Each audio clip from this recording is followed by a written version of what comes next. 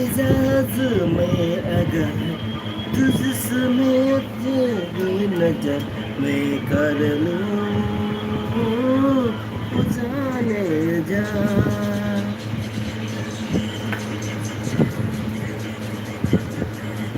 तू मेरे दिल में रह गया मैं तेरे दिल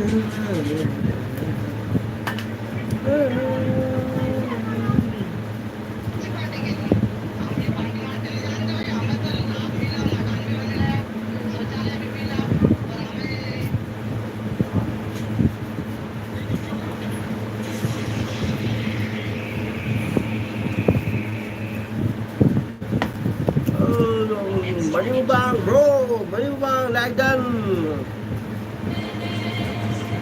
Jago sase, jago sase no.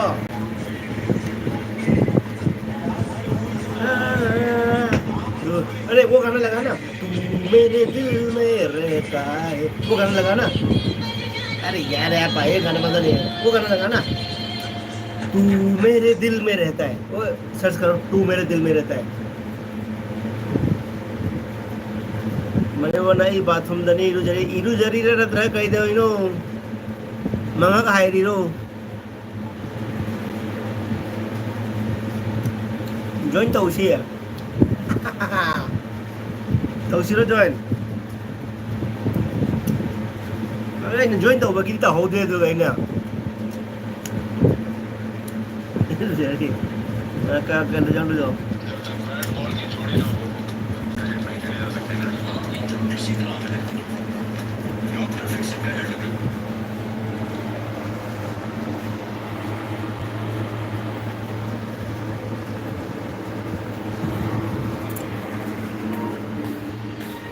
join कमाई तो गया ये खंग दे दे अच्छा ब्रो क्या join तो बुदो join तो उधर जाए बको तो आई ना कि कोई ये live तो कोई ये क्या तो बुदो करी हाई तारे together है ना live तो ले बने बा दुगे दुगे तो हो जाएगा ना कोई मी अनि हम को join तो हो जा बने बको ना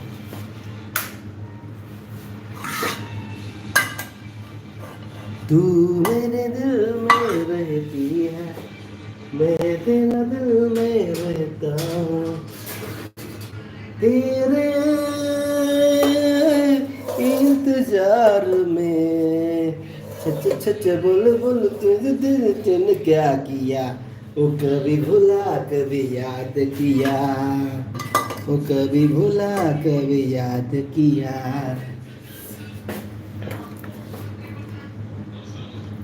cái nó chắc chỉ chicken thùng này bọc chicken thùng nó hậu thì đó là jerum mà omelette jerum single fry हो गया तू मेरे दिल में रहता हूँ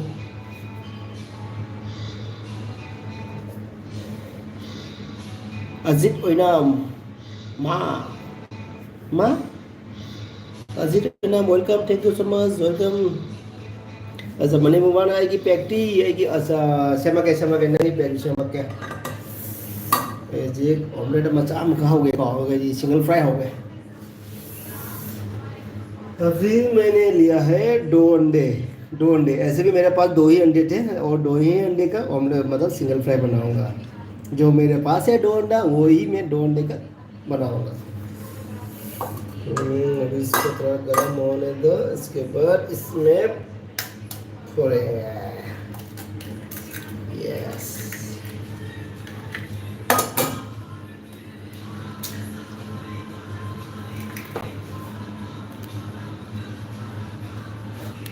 bro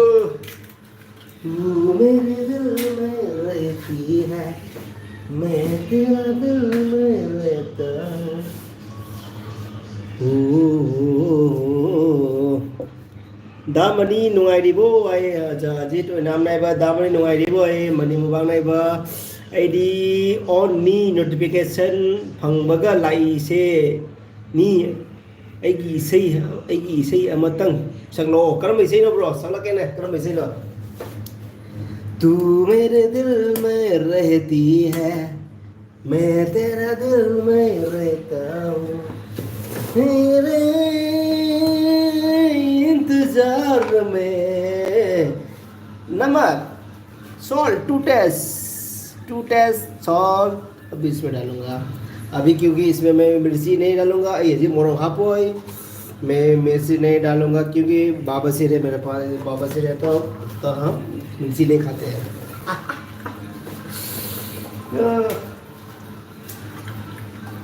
अभी इसमें क्या डालूं और क्या डालने के लिए कुछ भी नहीं है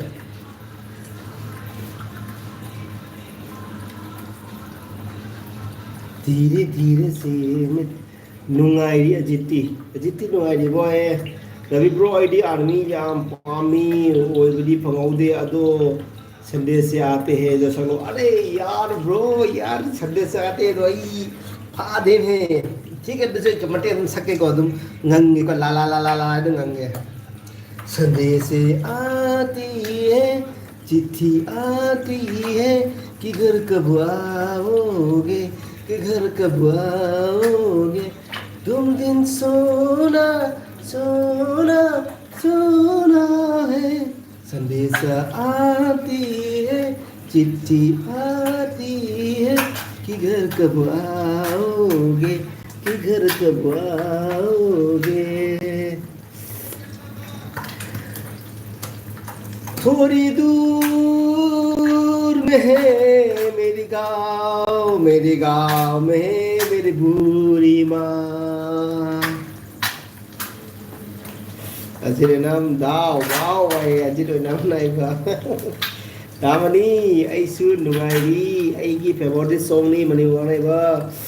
ऐसु सगली ब्रोग चप मानना इकोई लुपी ने ngor बंगले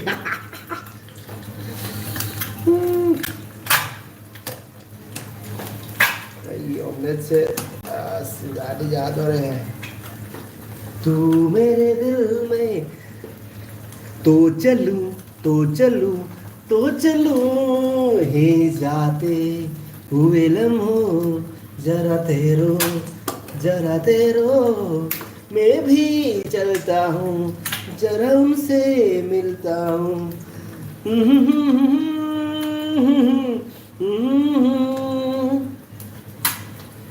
जू जू जू जू जू जू जू जू जू जू दसुदा कनंद लाला बिजुदा कनंद लाला जू जू जू जू जू जू जू जू जू जू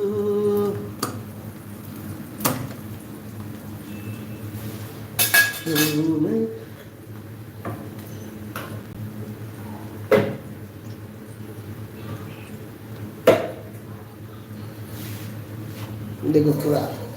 ये देखो आज पूरा चिकन एकदम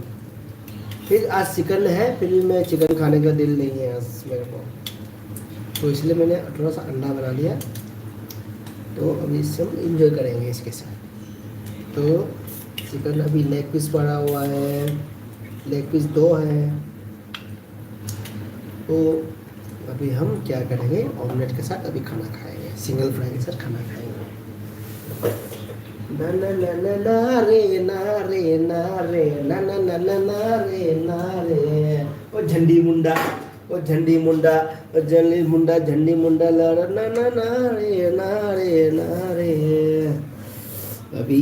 ऑमलेट में ध्यान दीजिएगा घर कब आओगे है वो वाटो आएगी थमोदा पालिन अदुनी ब्रो आई एलबी अमुतंग शेयर तौगे अमुक लाके ब्रो आई एलबी अमुतंग शेयर तौगे अमुक लाके ओके ब्रो दाई कनानो खंब्रो खंगिदा जिरो नाम प्रेम लता वे नाम ने खंगिदा मनी mobile W bro community post off करे थैंक यू सो मच असिगो मनी ब्रो गुम्बा कोई थमोई सेंबा सम ब्रो से कोई यूट्यूबर असिगो मजे कोई जो पामे अदो अदुगा आइना सपोर्ट तब मीसिंगे एकदम फालतू मत खमरा ब्रो मनी ब्रो मैं जो अही नुगांग तुम नगे कोई सपोर्ट तब मीसिंगे भाई जो आईडी मोनिटा सुइलो कोई कॉवरे खमरा मोनिटा सुइलो कोई कॉवगे वाने कोई न मोई की वीडियो से कम्युनिटी पोस्ट वीडियो व्हाट्सएप पे शेयर तो वीडियो को ꯑꯗꯨꯒ ꯍꯦꯛꯇ ꯑꯗꯨꯒ ꯃꯣꯅꯤꯇꯥꯏꯖ ꯑꯣꯏ ꯂꯣꯏꯔꯒ ꯑꯩꯈꯣꯏꯁꯦ ꯀꯥꯎꯈꯤꯕꯒꯤ ꯋꯥꯅꯤ ꯂꯥꯁꯇ ꯑꯩꯈꯣꯏꯒꯤ ꯚꯤꯗꯤꯑꯣꯗ ꯀꯃꯦꯟꯃꯨꯛ ꯇꯧꯔꯛꯇꯦꯕ ꯃꯃꯤꯡ ꯉꯝꯅꯤ ꯀꯣ ꯑꯩ ꯃꯃꯤꯡꯗꯤ ꯄꯟꯕ ꯉꯝꯒꯅꯤ ꯑꯗꯣ ꯃꯃꯤꯡꯗꯤ ꯄꯜꯂꯔꯣꯏꯒꯦ ꯉꯝꯒꯅꯤ ꯑꯗꯣ ꯕ꯭ꯔꯣꯅ ꯄꯜꯂꯣ ꯍꯥꯏꯔꯗꯤ ꯄꯜꯂꯛꯀꯦ ꯃꯃꯤꯡꯁꯤꯡꯗꯣ ꯀꯅꯥ ꯀꯅꯥꯅꯣ ꯍꯥꯏꯕꯗꯣ ꯑꯗꯣ ꯃꯣꯏꯁꯨ ꯐꯥꯜꯇꯨꯅꯦ ꯈꯜꯂꯤꯗ ꯑꯩꯅ ꯃꯋꯥ ꯂꯧꯕꯤꯗꯦꯗ ꯃꯣꯏꯗꯣ bro tiger is tiger is tiger tiger is bad tiger ही करा मुआ लो दे ब्रो टाइगर का भी टाइम आएगा टाइम टाइगर इज बैक तो रवि सिंह 101 परसेंटेज रवि सिंह लाए हैं माय डियर डॉटर इचानुपी नुसीरबा इचानुपी लाए हैं मनेबांग इखोइना तुम दंगई सपोर्ट तौखिबदो एगी एलबी का लाते अदुनी ब्रो अदुनी बदना पगी मैते जे मोम दि चादे मैते जे काना बदे मसाई काना त दिया हमरा मैते जे हमरा अदुना अदुना मैते जे ꯑꯩꯈꯣꯏꯅꯤ ꯑꯍꯤꯡ ꯅꯨꯡꯗꯥꯡ ꯇꯨꯝꯗꯩꯒ ꯃꯇꯦꯡ ꯄꯥꯡꯕꯤꯒꯨꯝꯕ ꯃꯌꯥꯝꯗꯣ ꯑꯗꯨ ꯈꯜꯂꯨꯔꯒ ꯑꯗꯨꯝ ꯅꯣꯛꯅꯤꯡꯉꯦꯕꯀꯣ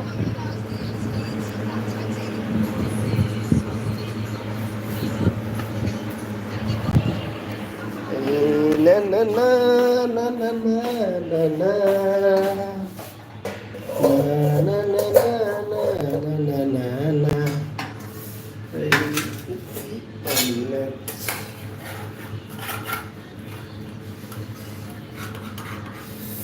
यार ओरे बाप रे देखो अरे यार मैं नमक डाला कि नहीं डाला मैं भूल गया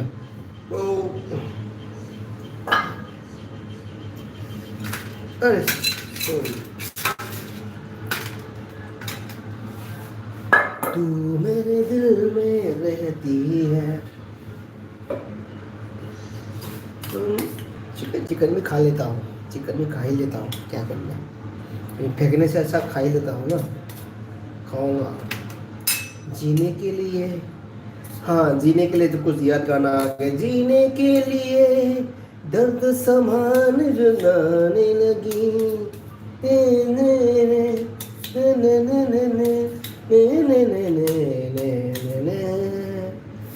तुमसे नाराज नहीं करना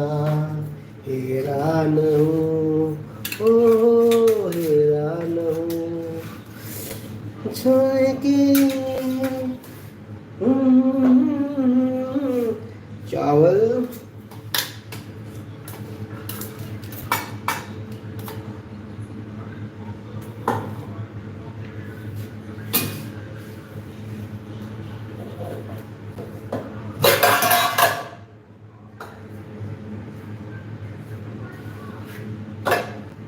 और रोटी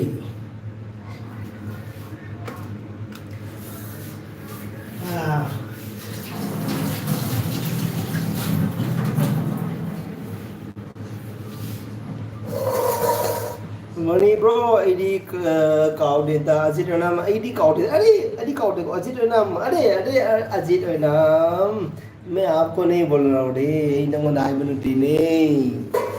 नंदी यूट्यूबर अनौबनी ने हन्नन हजिकता लाइमेको हदी अलीब यूट्यूबर मयाम लइए अदुदा हायबनिदा अखोइना लुपा लिसिंग टॉक टाइम हापगा नेट पैक हापगा मोनी पुंग अनियो मनी हुम का मोनी एलबी का जावी रिमी को मोसे डब्ल्यूटी फंगसनु मोसे कितना पैसा फंगसनु है ना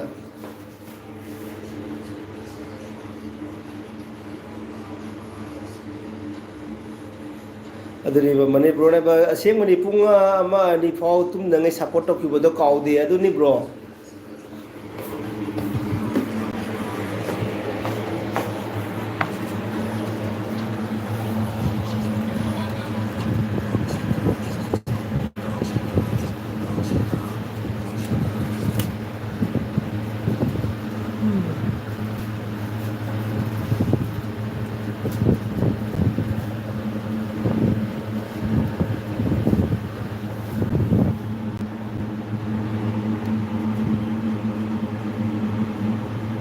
दामनी प्रेमनी अजी दामनी प्रेमनी है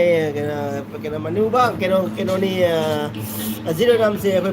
प्रेमता नहीं प्रेमता हो या मैंने ले भी देखो माँ ने अरे अंजित चिकन करी चाय बा दामनी के एमसी क्या मनी मुबांगा अजी नाम को तो मैं ले इसे ये भी दा तपेंटा उड़ी क्या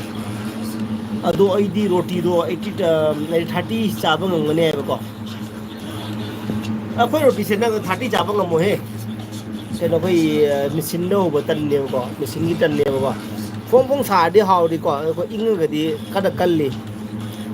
à đôi này tân là cái sàn mà cái gì đó đôi khi cái tay nó xả nó ra để hào đi có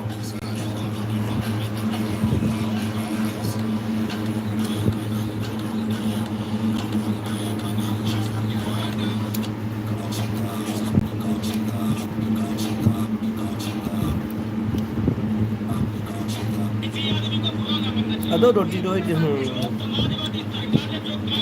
जो मेरे एलबी में आए हैं तो उनको लाइक कर दीजिए प्लीज़। हाँ, जो मेरे एलबी में आए हैं तो लाइक कर दीजिएगा, क्योंकि आपका लाइक कर दोगे तो फिर भाई का भी तो सपोर्ट हो जाएगा, तो इसलिए लाइक कर दीजिएगा। तो आपके लाइक के लिए मैं रिक्वेस्ट किया तो लाइक कर दीजिए।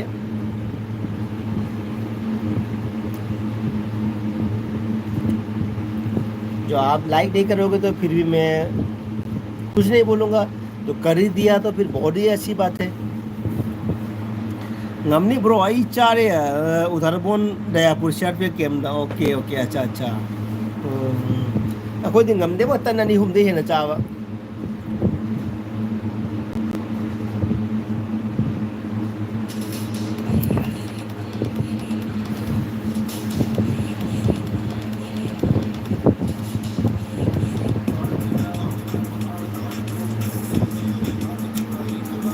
दादा भी लाइक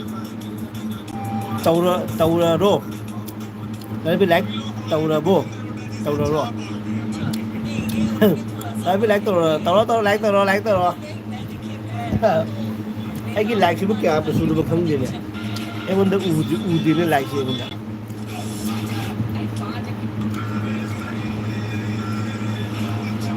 रोटी दिए की फेवरेट नहीं अच्छा अच्छा ओके अभी नंगी फेवरेट का कोई तो नाम मुलाम तो रोटी हो भी किधर मिल रही है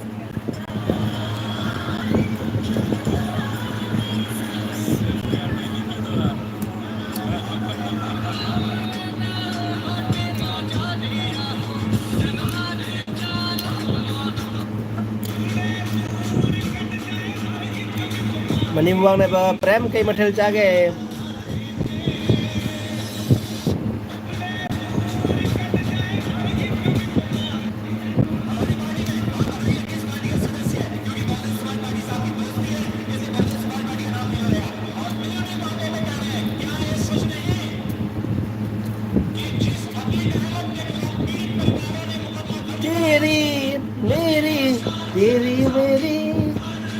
तेरी मेरी कहानी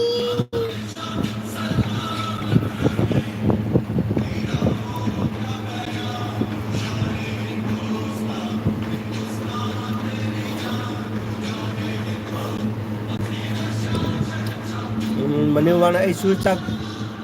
चारी ब्रो चिकन फ्राई का ओकेนั่นที่บูบังเกอร์นี่นะเอาได้ใจเด้อഅപ്പോൾ ഈ उपाय तो ना भाई तुम ऑमलेट करा तुम चिकन तुम तो चार है तुम कुक करना बन वो मोगी गन्नी बुंबांग कर ना आओ बोल चाहे नमाय का तो हकल ले नम मोय है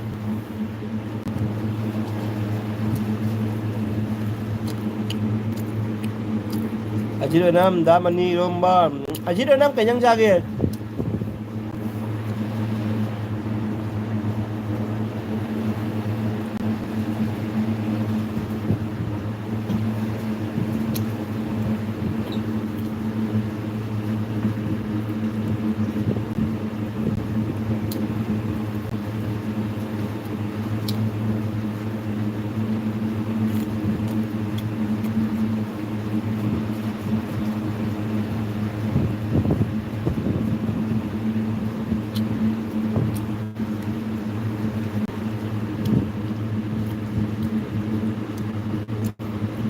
ꯃꯅꯤꯄꯨꯔꯗ ꯍꯥꯒꯠꯄꯅꯦ ꯍꯥꯏꯕ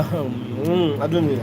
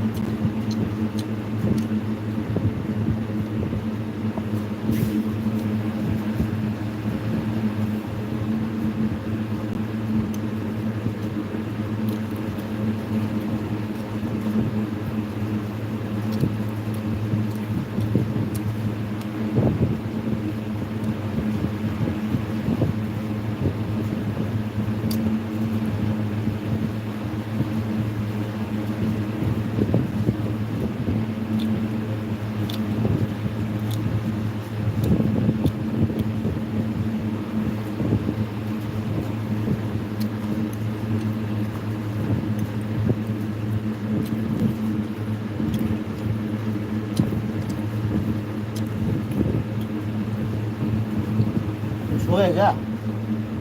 क्या क्या सो गए क्या हैं तो बात नहीं करेगा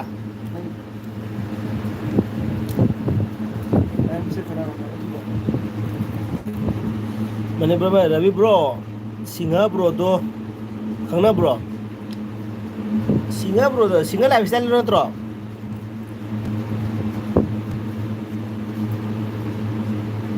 सिंगा लाइफ स्टाइल तो कहाँ खंगी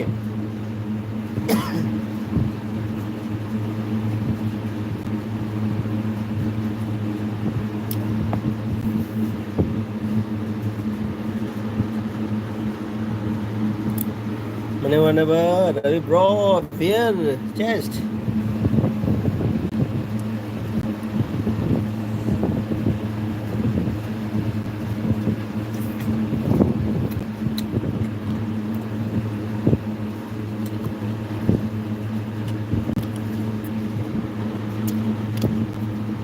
बाबू है को बोझ खंग खंगे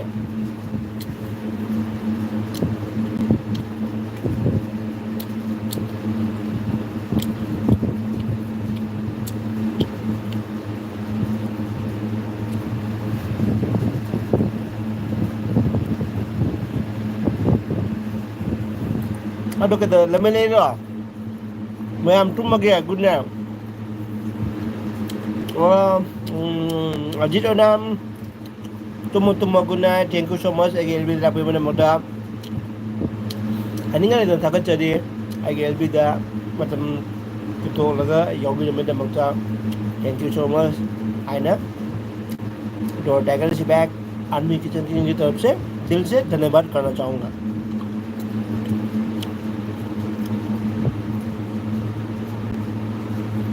मांगी इस क्या रंग ब्रो कोई नहीं मैं थंगनी तो कोई बेच नहीं मुझे कोई बेच नहीं है नहीं मैं थंगनी तो यार किसी मायने ब्रो थमक तो गए ने किसी मायने ब्रो एक तब से थमक तो गए ने मतलब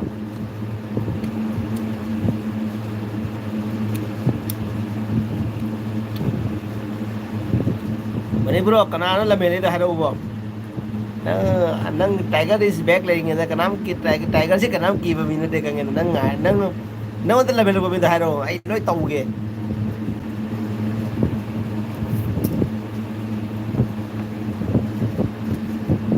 टाइगर इस बैग लेंगे तो मनी मुबांग ने कनाम लमेले में जा रहा था ना जब तक टाइगर इस बैग जिंदा है तब तक मनी मुबांग को कोई छेड़ नहीं सकता जो सेरेगा जो मनी मुबांग को उसका मैं क्या हाल करूंगा उस पता नहीं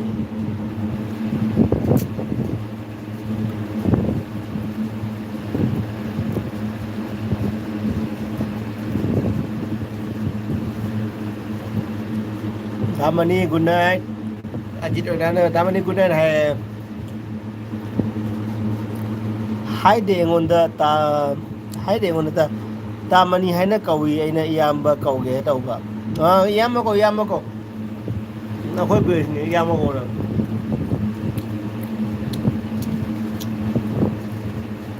अरे मनी ब्रो 나 유튜브도네 이양바 가오게다 이제 가오게다 계속 아두고 뭐도 뭐라고 유튜브 에 소셜 미디어니 ꯅꯪꯁꯦ ꯃꯥꯁꯦ ꯆꯍꯤ ꯀꯌꯥ ꯁꯨꯔꯦ ꯀꯔꯤꯝ ꯈꯪꯕꯣꯠꯇꯦ ꯍꯥꯏꯗꯤ ꯀꯔꯤꯝ ꯈꯪꯕꯣꯠꯇꯦꯕꯀꯣ ꯑꯗꯨꯅ ꯃꯥꯒꯤ ꯆꯦꯅꯦꯜ ꯃꯃꯤꯡꯗꯣ ꯆꯦꯅꯦꯜꯒꯤ ꯃꯥꯒꯤ ꯆꯦꯅꯦꯜ ꯃꯃꯤꯡꯗꯣ ꯑꯗꯨ ꯄꯥꯔꯒ ꯂꯣꯏꯔꯦ ꯐꯣꯔ ꯑꯦꯛꯖꯥꯝꯄꯜ ꯑꯗꯨꯝ ꯑꯩꯅ ꯍꯥꯏꯁꯦ ꯆꯨꯝꯕꯀꯣ ꯍꯥꯏꯗꯤ ꯑꯩ ꯃꯥ ꯈꯪꯅꯕꯁꯨ ꯅꯠꯇꯦꯕꯀꯣ ꯍꯣꯏ ꯑꯩꯒ ꯅꯪꯒ ꯈꯪꯅꯔꯦ ꯅꯪꯗꯤ ꯑꯩꯒꯤ ꯃꯈꯥꯅꯤ ꯑꯩꯅ ꯅꯉꯣꯟꯗ ꯃꯅꯤ ꯀꯧꯔꯦ ꯅꯪꯅ ꯑꯩꯉꯣꯟꯗ ꯕ꯭ꯔꯣ ꯀꯧꯔꯦ ꯑꯗꯨ ꯀꯔꯤꯝ ꯈꯪꯗꯦ ꯍꯣꯏ ꯈꯪꯅꯗꯕ ꯃꯤ ꯃꯌꯥꯝ ꯂꯩ ꯑꯗꯨꯗꯤ ꯑꯗꯨꯝ ꯈꯪꯅꯗꯕꯅꯤꯅ ꯑꯗꯨꯗꯤ ꯆꯍꯤ ꯍꯪꯒꯗ꯭ꯔꯗꯣ ꯃꯉꯣꯟꯗ सोशल मीडिया आनी ना मागी चैनल मिंग पल्लगे लोरे थैंक यू आई मागी चैनल मिंग पल थैंक यू मागी जो भी हो हाँ बुद्ध पर निरेगा लोरे नंतरने मतलब कहीं खानो नो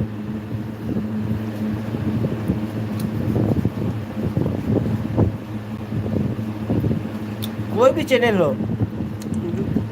बस मनी ब्रो कोई भी चैनल हो उसको नाम से जो पहचानता नहीं है उसको बस उस चैनल के नाम से बस थैंक यू बोल दो धन्यवाद बोल दो चलेगा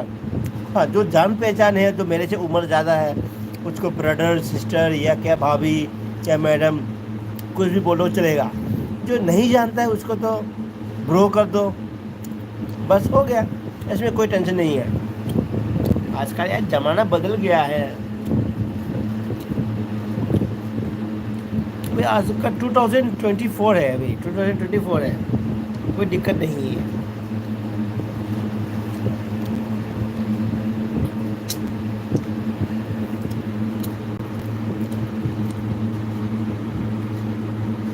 Only one of my good night friend.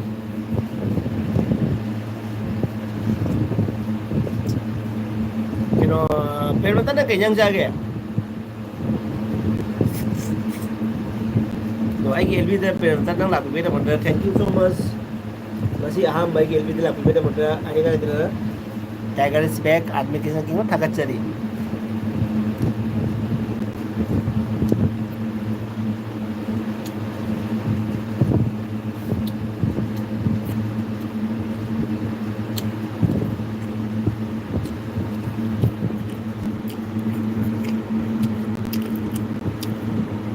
Mani buana ba ai dahan Lakhipur chalu ba chana bora yon ba nipiduna ya nangdi Facebook ta mayam ure haiba duga aidi ikai bana अरे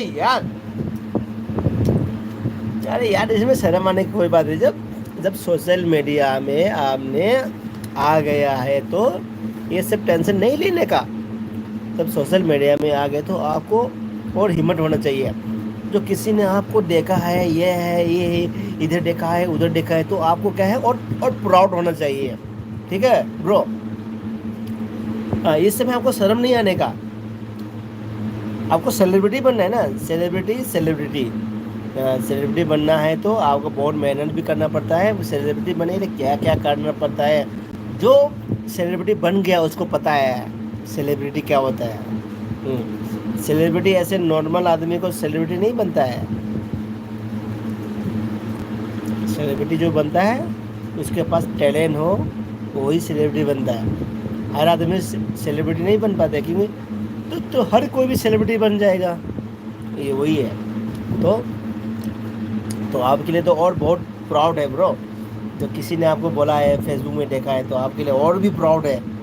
अच्छी बात है तो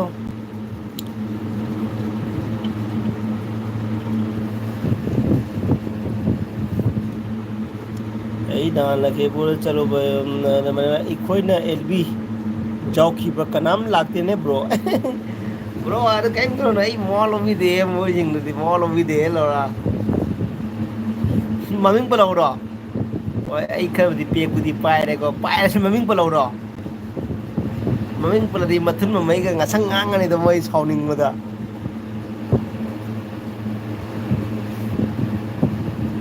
अदुने ने दे ai मिते मचा सिंग mall आउ दे जे मिते मचा सिंग गमरा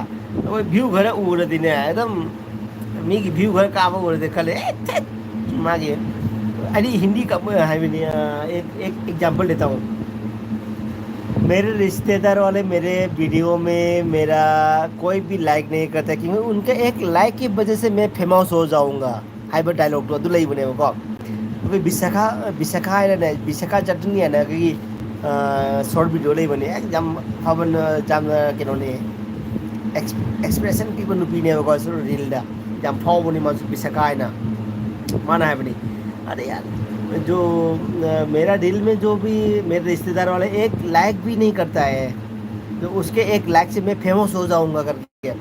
अदू वाड़ी होता आ रहे हो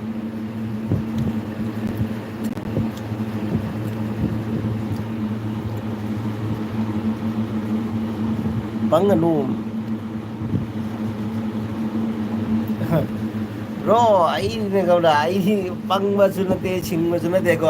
आई जो रियल है वो रियल है जो बता दिया जो मुंह में बता दिया जो आई मेरे एलबी में आए ना आए मेरे को कोई फर्क नहीं पड़ता है मेरे को तो जो मिलना है तो मिल ही रहा है कोई दिक्कत नहीं है एक जो बात होता है ना जो दिल का बात जो दिल में जो मान के चलो आपको जो मैंने सपोर्ट किया तो आपका फर्ज बनता है हाँ इस बंदे ने मेरे को बहुत सपोर्ट किया तो मैं इस बंदे के लिए मैं जान भी हाजिर हूँ मैं ऐसा बंदा चाहिए ऐसा चाहिए मुझे को लेकिन क्या है तो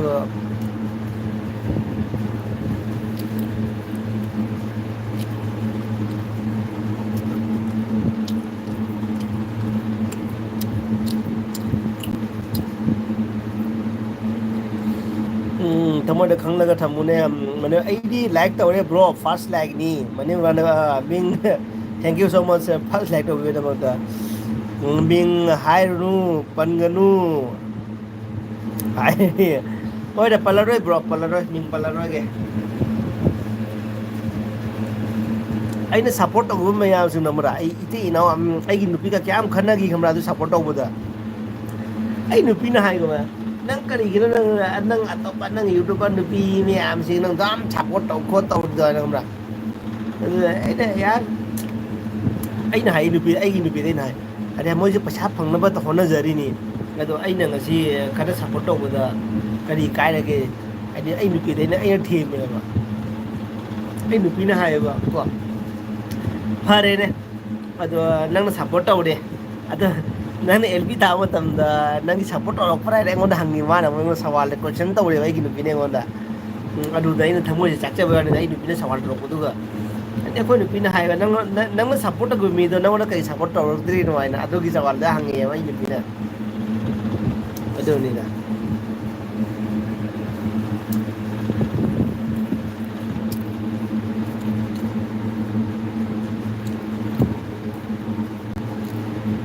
Tapi bro, ai LB tawsu karam lapi de.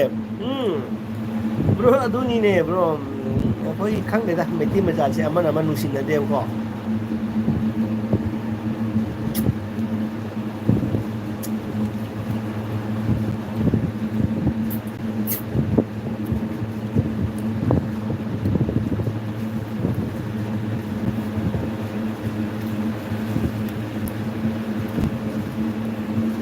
Khane bro ID ne khambra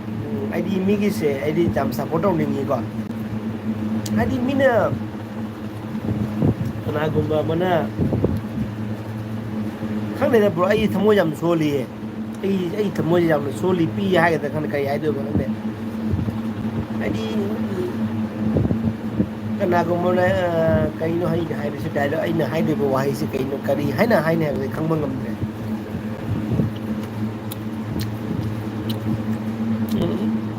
Masing mani research lora phau net pek hab ru ka support taw gi adu ni bro khangi ne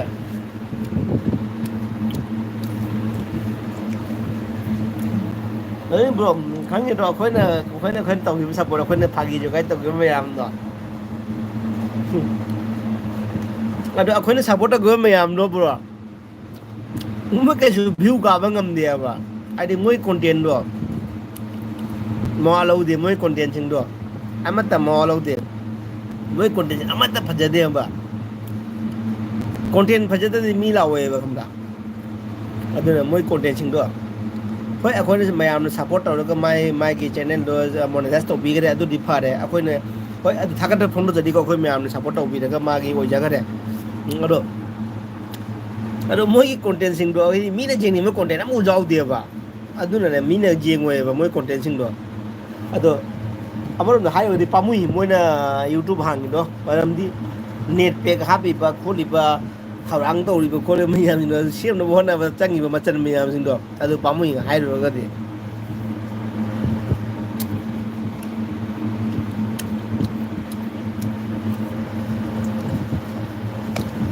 ꯍꯧꯖꯤꯛꯀꯥꯟꯒꯤ ꯃꯤꯁꯤꯡꯅ ꯇꯧꯔꯤꯁꯦ ꯈꯪꯕ꯭ꯔꯥ ꯍꯧꯖꯤꯛꯀꯥꯟꯒꯤ ꯑꯩꯈꯣꯏꯒꯤ ꯃꯩꯇꯩ ꯃꯆꯥ channel ꯄꯥꯏꯕ ꯃꯌꯥꯝ ꯂꯩꯔꯤꯅꯦ ꯍꯥꯏꯗꯤ ꯚꯤꯗꯤꯑꯣ ꯚꯥꯏꯔꯦꯜ ꯆꯠꯄ ꯚꯤꯗꯤꯑꯣꯁꯦ ꯑꯃꯨꯛ ꯈꯜꯂꯅꯤꯀꯣ ꯑꯩꯈꯣꯏ ꯐꯠꯇꯕꯔꯣꯝꯗ ꯈꯤꯇꯪ ꯚꯥꯏꯔꯦꯜ ꯆꯠꯄꯁꯦ ꯑꯗꯨ ꯚꯤꯗꯤꯑꯣꯗ ꯄꯨꯈꯠꯂꯛꯑꯅꯦꯕ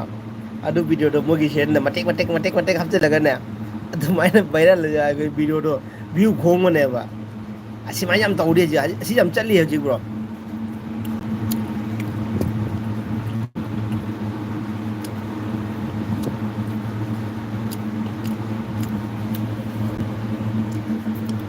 bro, enjoy. I enjoy ni saya. I enjoy. Bro, enjoy ni. Aja ko yung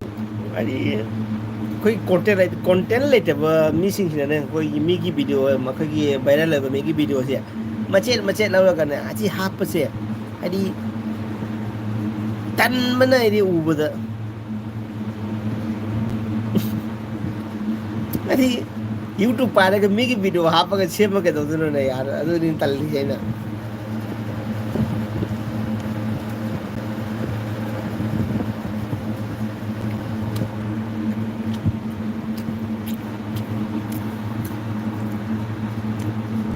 Ravi Singh keep it up अरे यार रवि सिंह यार क्या हो गया यार तू कहाँ कबाब का हड्डी बन रहा है रे रवि सिंह तू कहाँ का हड्डी बन रहा है रे तो कबाब में हड्डी क्यों बन रहा है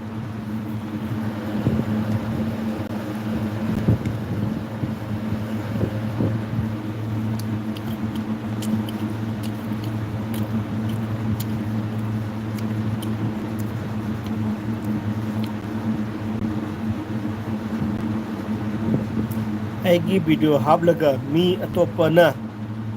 ꯁꯦꯜ ꯃꯌꯥꯝ ꯇꯥꯜꯂꯤ ꯑꯗꯨꯅꯤ ꯕ꯭ꯔꯣ ꯑꯗꯨꯅꯤ ꯃꯤꯁꯤꯡꯅ ꯇꯧꯔꯤ ꯑꯗꯨꯅꯦꯕ ꯃꯔꯥ ꯃꯤꯒꯤ ꯚꯤꯗꯤꯑꯣꯁꯦ ꯂꯧꯔꯅꯤꯅꯀꯣ ꯚꯥꯏꯔꯦꯜ ꯆꯠꯄ ꯚꯤꯗꯤꯑꯣꯁꯦ ꯂꯧꯔꯅꯤꯅ ꯑꯗꯨ ꯚꯤꯗꯤꯑꯣ ꯍꯥꯞꯆꯤꯜꯂꯅꯦꯕ ꯑꯗꯨ ꯇꯟꯗ꯭ꯔ ꯊꯤꯅꯤ ꯃꯊꯧꯅꯥ ꯂꯩ ꯍꯥꯏꯗꯤ ꯑꯗꯨ ꯃꯊꯧꯅꯥ ꯂꯩꯇꯕ ꯀꯧꯔꯦꯕ ꯑꯗꯨ ꯃꯤꯁꯤꯡꯗꯣ ꯍꯥꯏꯗꯤ ꯌꯥꯗꯤ ꯆꯦꯅꯦꯜ ꯄꯥꯏꯔꯤꯅꯤ ꯃꯁꯥ ꯄꯥꯏꯔꯤꯅꯤ ꯑꯗꯨꯝ ꯍꯥꯏꯗꯤ ꯃꯁꯥꯒꯤ ꯀꯣꯟꯇꯦꯟ ꯁꯦꯝꯃꯨꯕꯀꯣ ꯍꯥꯏꯗꯤ ꯃꯤꯒꯤ ꯚꯤꯗꯤꯑꯣ ꯁꯦꯝꯃꯒ ꯃꯤꯒꯤ ꯚꯤꯗꯤꯑꯣꯗꯣ ꯄꯥꯟꯁꯤꯜꯂꯒ ꯚꯤꯗꯤꯑꯣ ꯚ꯭ꯌꯨ ꯈꯣꯝꯕꯗ ꯑꯗꯨꯒꯨꯝꯕ ꯃꯤꯗꯨꯗꯤ ꯃꯋꯥ ꯂꯧꯗꯦ ꯕ꯭ꯔꯣ ꯑꯩꯁꯨ ꯍꯧꯖꯤꯛ ꯚꯥꯏꯔꯦꯜ ꯑꯣꯏꯔꯕ ꯑꯩꯒꯤ ꯚꯤꯗꯤꯑꯣꯁꯤ ꯃꯌꯥꯝ ꯂꯧꯔ ꯃꯤ ꯚꯥꯏꯔꯦꯜ ꯑꯣꯏꯕ ꯍꯣꯠꯅꯈꯤꯅꯦ ꯑꯩꯈꯣꯏ ꯃꯩꯇꯩ ꯃꯆꯥ ꯃꯌꯥꯝ ꯑꯃ ꯑꯗꯨꯒꯨꯝꯕ ꯃꯤꯗꯣ ꯃꯋꯥ ꯂꯧꯗꯦ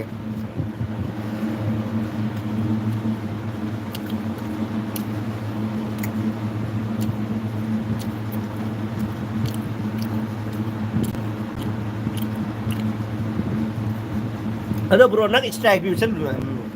ꯑꯗꯨ ꯃꯤꯗꯣ ꯏꯁꯇ꯭ꯔꯥꯏꯛ ꯄꯤꯁꯜꯂꯨ ꯏꯁꯇ꯭ꯔꯥꯏꯛ ꯄꯤꯁꯟꯕ ꯌꯥꯕ꯭ꯔꯣ ꯏꯁꯇ꯭ꯔꯥꯏꯛ ꯄꯤꯁꯟ ꯇꯥꯔꯝꯒꯅꯤ ꯀꯣꯄꯤꯔꯥꯏꯠꯒꯨꯝꯕ ꯀꯩꯅꯣ ꯄꯤꯁꯜꯂꯨ ꯑꯗꯨꯒꯨꯝꯕ ꯃꯤꯗꯨꯅ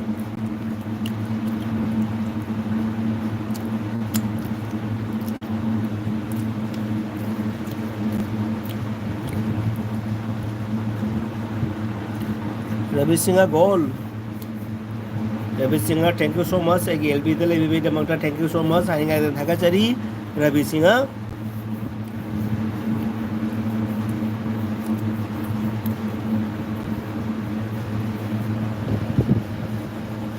रवि सिंह ꯅꯪ ꯀꯗꯥꯏꯒꯤꯅꯣꯅꯦ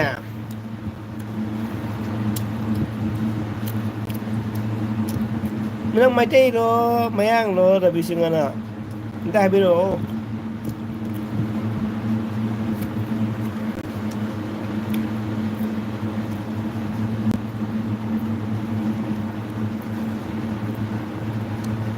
आज क्या होगा किसी को पता नहीं खाओ पियो पैसा कमाए ऐश करो डिनर तो कर लो अरे यार रवि सिंह डिनर तो कर लूंगा तू टेंशन वाले यार भारत सरकार हमको भूखा नहीं रखेगा डियर रवि सिंह भारत सरकार हमको भूखा नहीं रखेगा तो हमारे लिए भारत सरकार ने चिकन भेजा है, अंडा भेजा है, रोटी भेजा है, चावल भेजा है, दाल भेजा है, दही भेजा है। ऐसे थोड़ी भूखा रहूंगा। तो टेंशन मत ले यार मेरे लिए यार रवि सिंह। अथोई बुकुमन कई चाइनो अरे bro thank you so much अथोई बुकुमन thank you so much LB दंगसी अहम उबु मालिको इना thank you so much chicken गा केनोगा ऑम सिंगल फ्राई गा रोटी गा चाक का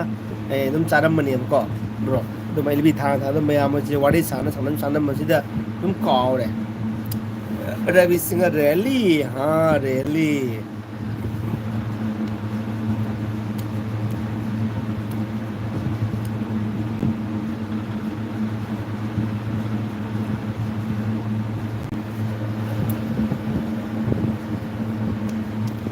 रवि सिंह रवि ब्रो अना फौजीदगा लेरमनदी खंगनी अई लाइबक तमद्रे ब्रो कैसे खलुनुदा नंगी नंग पाइब चेनल अदु माई पानबोनो अदु माई पानो अदु माई पाखरदेव नंग अदु नंग कनाना करिले नंग नै कौद्रोबनी नंग नंगी लाइफस्टाइल चेंज अदु प्रो ओइद्रोबनी नंग खली बो कलो अदु माई पानबोनो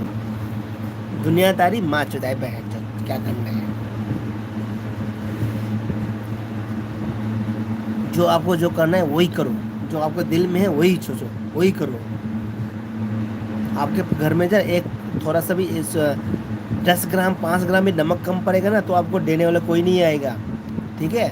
तो इसलिए जो आपके दिल में है, जो आपके दिमाग में है वही करना है। ज़माना बदल गया है भाई, ज़माना आज 2024 है, पहला ज़माना बदल गया। अरे यार थोड़ा नमक कम पड़ गया पड़ोसी से ले लो, थोड़ा हल्दी कम पड़ गया तो पड़ोसी से ले लो, वो ज़माना बदल गया भाई। अभी ज़माना चैन, जो मेरे घर में है वही बनेगा, जो नहीं है तो नहीं बनेगा। पड़ोसी आपको 1 ग्राम का चीज़ भी नहीं देगा, फिर बोले दे भी गया तो फिर बोलेगा अरे यार कल आपने 1 ग्राम मेरे हाथ से हल्दी लिया उसको वापस कर दो, वही बोलेगा। रवि ब्रो अना फौजी अच्छा गुड नाइट रवि ब्रो। अरे रवि सिंह क्यों गुड नाइट, इतना जल्दी क्यों हो रहा है गुड नाइट? अरे यार तू रहो ना, इसलिए क्या क्या तू ऑफिस जाना है क्या रवि सिंह? कल ऑफिस जाना है क्या? इतने 10 बजे कितना क्या टाइम हुआ गुड नाइट बोल रहा है? मनी मुबांग आएगी वारी याम लई। अच्छा ओके ब्रो।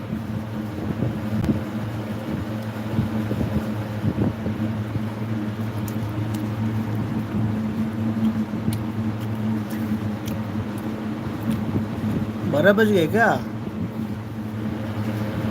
हाँ यार 12:05 हो गया रे, मैं सोता हूँ, मैं भी रेडी हो जाता हूँ। मेरे वाइफ के लिए मैं फुल सपोर्ट, क्या मेरे वाइफ के लिए मैं फुल सपोर्ट। मेरे wife murder father murder bird father brother एंगोंदा फुल सपोर्ट हुई। Okay thank you so much. अदुनी रिलेटिव है रिश्तेदार है अदुनी अदुगुम रिश्तेदार मथौ ताई ब्रो अरे रिश्तेदार है सपोर्ट बनथौ ताई बा अरे अने वखालम खाले रिश्तेदार वखालम खाले अदुदी जारो पूरा होय अने फतब खलमगदि इगी रिश्तेदार ना और नंगना खलीब लंबीदो फते है ना हारगरे चुमथोकबी तारे अदुजी फई अदुगा अने अफब लंबीदे चटके खलीबदुगा मु रिश्तेदार मु ए नंग जदि फते खोटे ना तो अदुदी तल्ले को दुनी ब्रो हजी कान की रिश्तेदार सुने कनी हानी ब्रो अगी रिश्तेदार जाम फते अगी रिश्तेदार में जाम फते ब्रो नंग दी फई हाय हाय ना बिगाइस ड्यूटी हाँ टुमरो ओके या डुए या रवि सिंह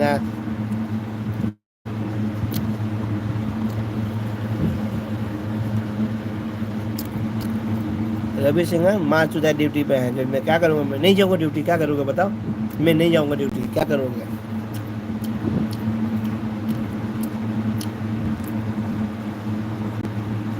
रवि सिंह इटे मारो मनी मनी इटे मनी अब तो गिने मांगो ना खाना बाबू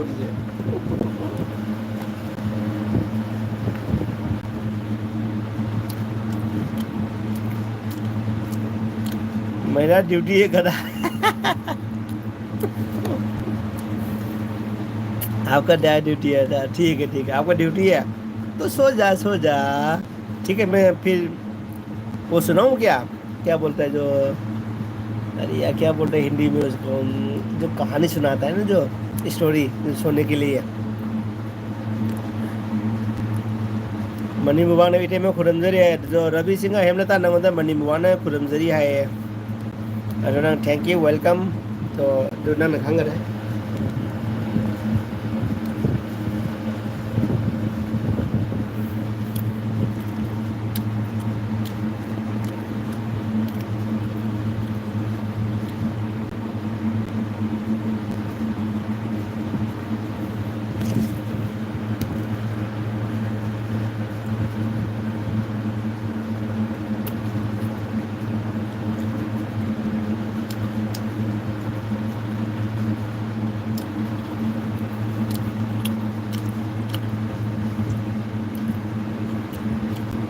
नान अरे लखी पूछ चल रही रवि ब्रो की ठोंगा ला के चलिए कुनी नुंशी है नुसा सा अरे ब्रो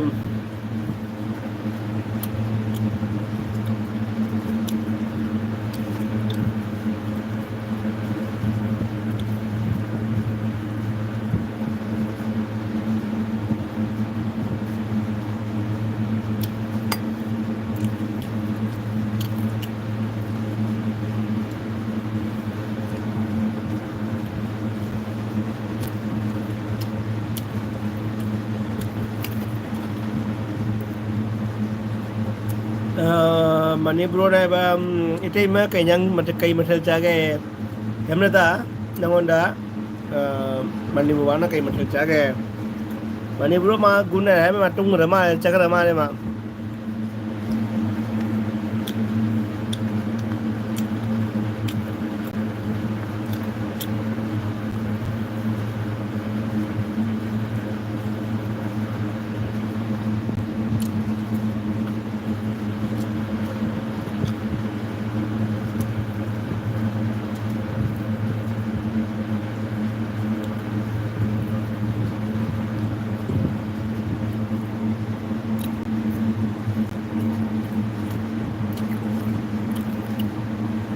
नहीं और ओ हैมาจากขนาดมาเลย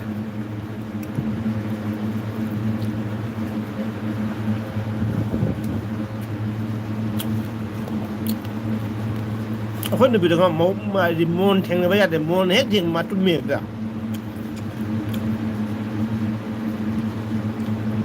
มอนข้างอะไรไม่รู้อะไรมาตุ้มเงยนี่หนุ่มಅದನ್ನ ಈಗ ಐನೆ ಕೊಟ್ರಲ್ಲಿ ಹೆಂಗಿದೆ ಅದ್ರ ಮೂಂಜಿ ಖಂಗನ್ ನೇಮ ಒಂದ ಐನ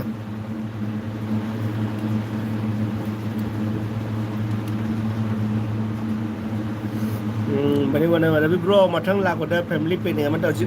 taw si hogi picnic se ko turin pan gumba da adu mai taw da nungai ko turin pan gumba ko waterfall manak da adu ma picnic ta nungai hoi normal la phang da picnic chabe talle di hogi ising isel lai ba hogi adu phang da nungai picnic chabe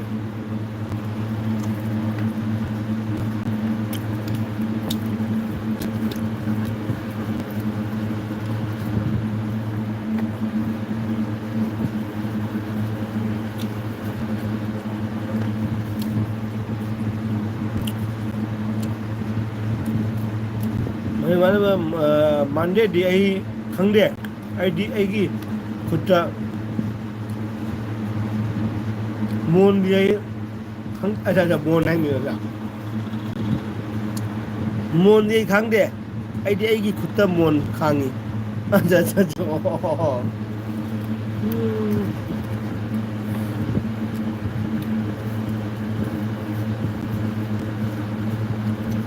ai di ko sai gi khutta mon khangi bro di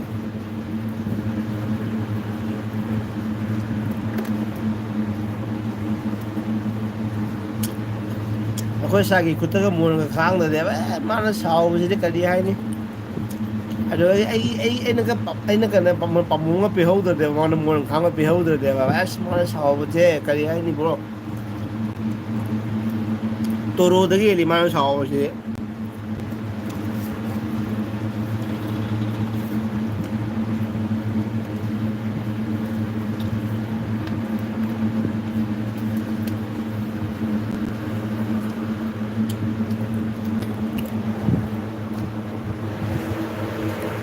Tapi bro, how kita pusi saya yang nusi, madu ni bro. Kalau kita pusi yang nusi,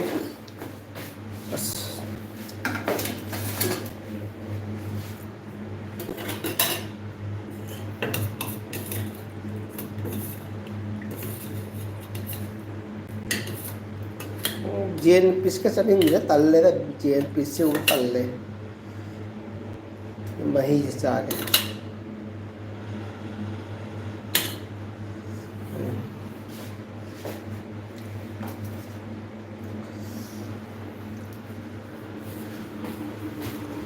ID इचे लेसाबी ID इचा लेसाबी फारे बनी ना इचा नबी मया इधर hippie ada bro kesum kai deh bro mai icha nabi mai ai hi pasu kai ne di ma di tum gara ga em khong ku te ba ko hai ga tum ba gi ko mai ai icha da mai ai di pa yori mai ko ai khoi gi himachal lai ga lai min madras hi ma ama hindi wali से Hindi de lai ga कोई जो हम हिमाचल में जब हमारे साथ था एक स्टाफ तो वो भी फैमिली मेंबर था उससे एक लड़का है तो वो लड़का क्या है वो हमेशा वो मम्मी पापा के बीच में सो जाता है तो मम्मी पापा के बीच में सो जाता है तो क्या करता है तो मम्मी पापा क्या करता है आराम से रात को सो जाता है ना तो उठ जाता है फिर उठ के फिर दूसरा बिस्तर लगा के उसमें सो जाता है वही है कहानी और कुछ नहीं है इसलिए आप भी ऐसा करो आपके बीच में बेटी आ गए ना तो आप बिस्तर चेंज कर दो दूसरा बिस्तर लगा दो साइड में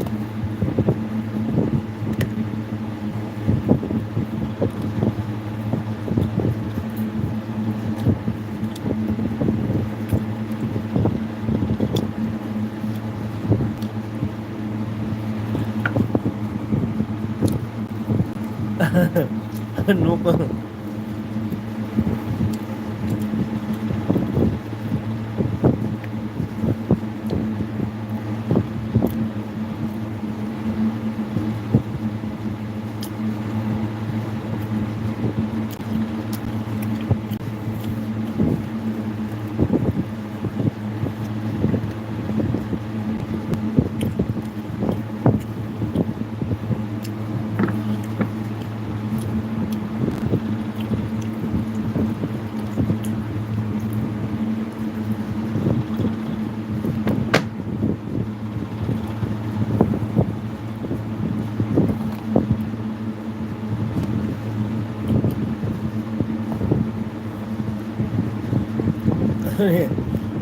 bro đang nốt lẻ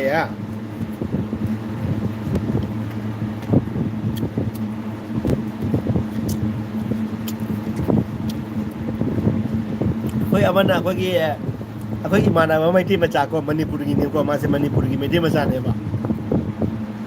अखोई लेमिनरम्बा मादे मोई की मनेमबो मकु बोक लोय लाग लेबा अरो मचा से तुम चाहिए अब मखानी का फा बाहर जाने को अरे मैं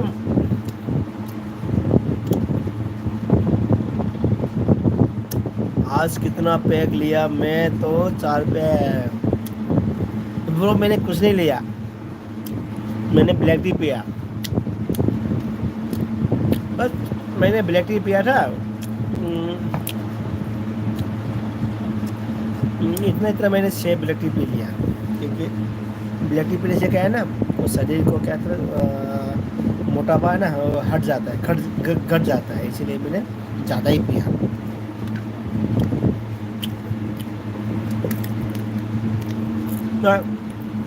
कोई मानव बेटी में चाहते हो मानी नो मैं बनाओ से रोमांटिक तब जब को रोमांटिक तब सीधे अहिंग न माने उरबजन मते ममा को पागा सिना ꯔꯣꯃꯥꯟꯇꯤꯛ ꯇꯧꯕꯁꯦ ꯎꯈ꯭ꯔꯕ ꯎꯕꯗꯒꯤ ꯅꯣꯡꯉꯥꯜꯂꯒ ꯃꯃꯥꯒ ꯃꯄꯥꯒꯅ ꯑꯦꯛꯇꯤꯡꯗꯣ ꯃꯃꯥꯒ ꯃꯄꯥꯒꯤ ꯅꯨꯡꯗꯥꯡꯒꯤ ꯑꯦꯛꯇꯤꯡꯗꯣ ꯍꯥꯏꯗꯤ ꯃꯣꯏꯒꯤ ꯃꯕꯣꯛꯀꯤ ꯃꯃꯥꯡꯗ ꯇꯧꯔꯕ ꯃꯄꯨꯕꯣꯛꯁꯤꯅ ꯍꯥꯏꯔꯦ ꯃꯕꯣꯛ ꯍꯦ ꯀꯩꯅꯣ ꯅꯪ ꯇꯧꯔꯤꯗꯣ ꯑꯉꯥꯡ ꯊꯣꯔꯥꯏ ꯃꯆꯟ ꯅꯄꯥ ꯊꯣꯔꯥꯏ ꯃꯆꯟꯅ ꯀꯩꯅꯣ ꯇꯧꯗꯣꯏꯅꯣꯅ ꯑꯗ ꯄꯨꯄꯨ ꯄꯨꯄꯨ ꯕꯣꯕꯣꯛ ꯉꯔꯥꯡ ꯄꯄꯥꯁꯦ ꯁꯨꯃꯥꯏ ꯁꯨꯃꯥꯏꯅ ꯇꯧꯔꯤꯕ ꯃꯃꯥꯁꯨ ꯁꯨꯃꯥꯏ ꯁꯨꯃꯥꯏꯅ ꯇꯧꯔꯤꯕ ꯍꯥꯏꯅ ꯑꯗꯨ ꯅꯣꯛꯅ ꯑꯗꯩ ꯑꯍꯟ ꯑꯅꯤꯁꯤꯅ ꯉꯥꯡꯉꯦ ꯑꯃꯗ ꯃꯃꯥ ꯃꯄꯥꯗ ꯊꯣꯔꯥꯏ ꯃꯆꯥ ꯅꯣꯏ ꯅꯆꯥ ꯆꯥꯎꯔꯒ ꯗꯨꯗꯥꯗꯨ ꯅꯄꯥ ꯅꯆꯥ ꯃꯁꯛ ꯈꯪꯗꯕ ꯗꯨꯗꯥꯗ ꯉꯥꯡꯕꯤꯔꯦꯕ ꯃꯇꯩ ꯃꯅꯥꯎꯗꯨꯒ ꯚꯥꯏ ꯎꯄꯥꯏ ꯂꯩꯇꯦꯍꯦꯕꯣ ꯌꯥꯠ ꯐꯧꯖꯤ ꯍꯥꯏꯁꯤꯗꯤ ꯈꯪꯕ꯭ꯔ ꯚꯥꯏ ꯑꯗꯨꯅꯤ ꯚꯥꯏ ꯐꯧꯖꯤ ꯍꯥꯏꯁꯦ ꯃꯇꯝ ꯃꯥꯡꯉ ꯌꯦꯡꯕꯗꯦꯕꯣ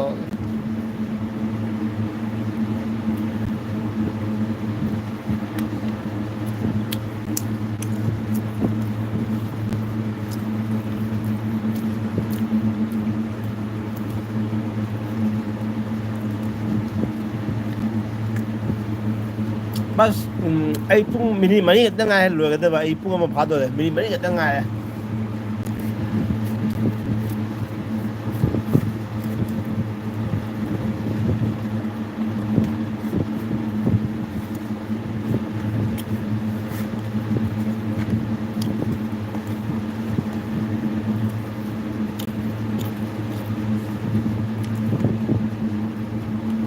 ꯃꯅꯤ ꯃꯕꯥꯅꯤ ꯄꯨꯛ ꯅꯥꯔꯦ ꯅꯣꯛꯄꯗ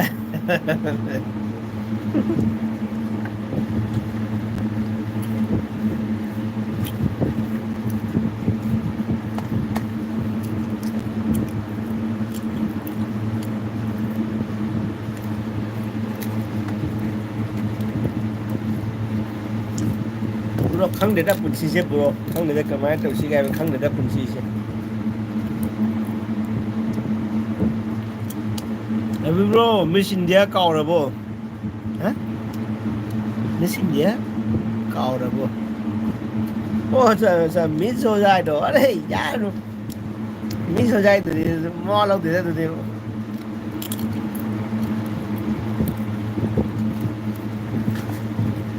मतलबी मधुम बोला मतलबी मीनी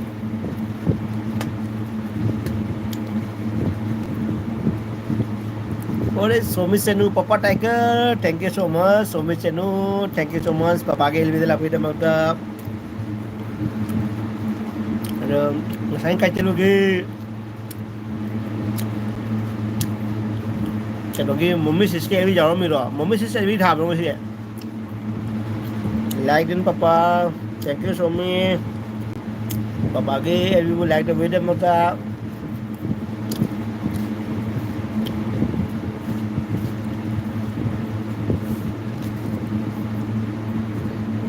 मणिपुर टाइम पाओ ना ब्रो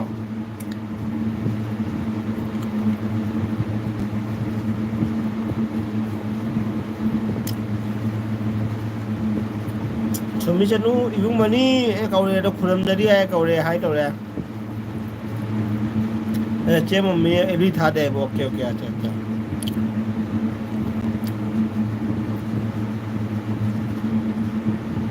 दुनिया मनी बा इखोइना support पजना तौखी हौजिकती video फाउ येंबिदेते अदुनि bro अदुनि bro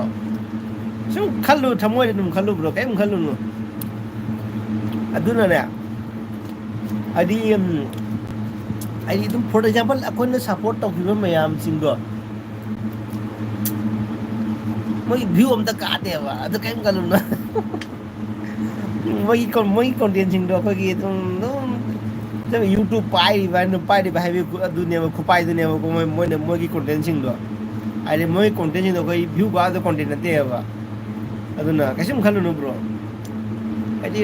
YouTube I हजिकती हजिकान की यूट्यूबर में आम से एकदम केनो एक से बढ़ के एक है तो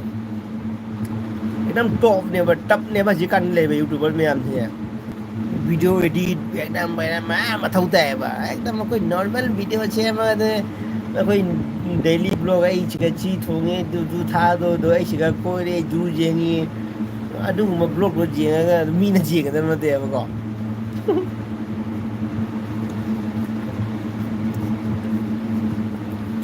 ꯑꯗꯨꯅꯦꯕ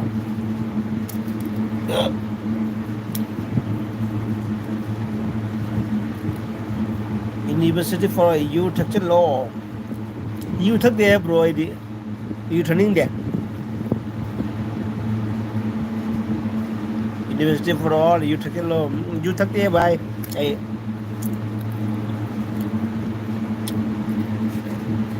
ꯃꯣꯃꯤ ꯆꯠꯈ꯭ꯔꯕꯣ ꯑꯦ ꯃꯣꯃꯤ ꯍꯥꯏꯗꯤ ꯀꯩꯅꯣ ꯁꯣꯃꯤ ꯆꯠꯈ꯭ꯔꯕꯣ ꯏꯆꯥꯅꯨꯄꯤ ꯁꯣꯃꯤ ꯆꯠꯈ꯭ꯔꯕꯣ ꯃꯅꯤ ꯁꯣꯃꯤ ꯑꯩꯗꯤ ꯆꯤꯛꯀꯟ ꯐ꯭ꯔꯥꯏꯒ ꯏꯔꯣꯝꯕꯒ ꯆꯥꯔꯦ ꯌꯨꯅꯤꯚꯔꯁꯤꯇꯤ ꯑꯣꯜ ꯊꯦꯡꯛ ꯌꯨ ꯁꯣ ꯃꯆ ꯑꯩꯒꯤ ꯂꯥꯛꯄꯤꯕꯒꯤꯗꯃꯛꯇ ꯍꯥꯏꯅꯤꯡꯉꯥꯏ ꯊꯥꯒꯠꯆꯔꯤ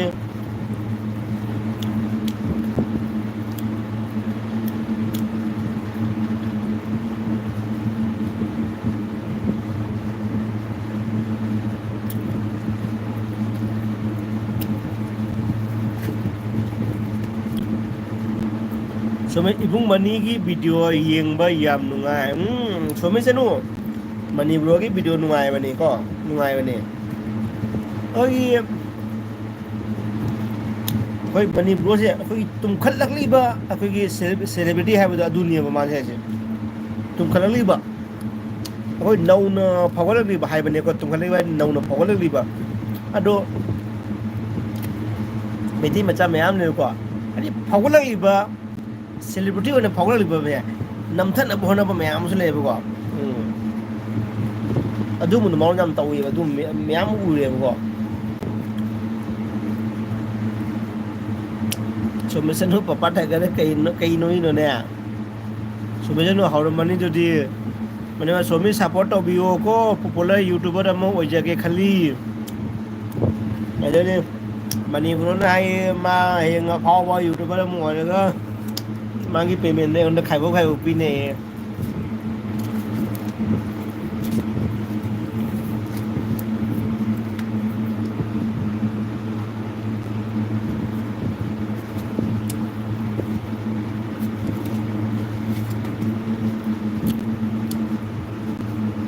ꯁꯣꯃꯤꯆꯅꯨ ꯍꯥ ꯍꯥ ꯅꯁꯨ ꯂꯩꯀꯣ ꯌꯨꯝ ꯑꯅꯤ ꯍꯣꯏ ꯇꯧꯔꯛꯇꯣꯏꯅꯤꯌꯦ ꯇꯧꯁꯤ ꯇꯧꯁꯤꯀꯣ ꯁꯣꯃꯤ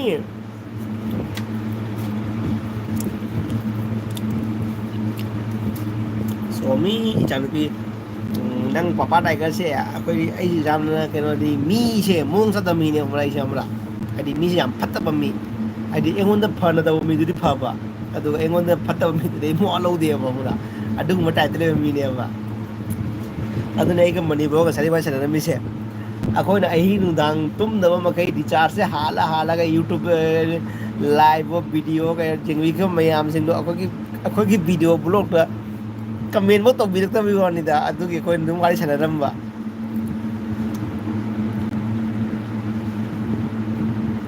ꯃꯅꯤꯄꯨꯔꯗ ꯂꯩꯕ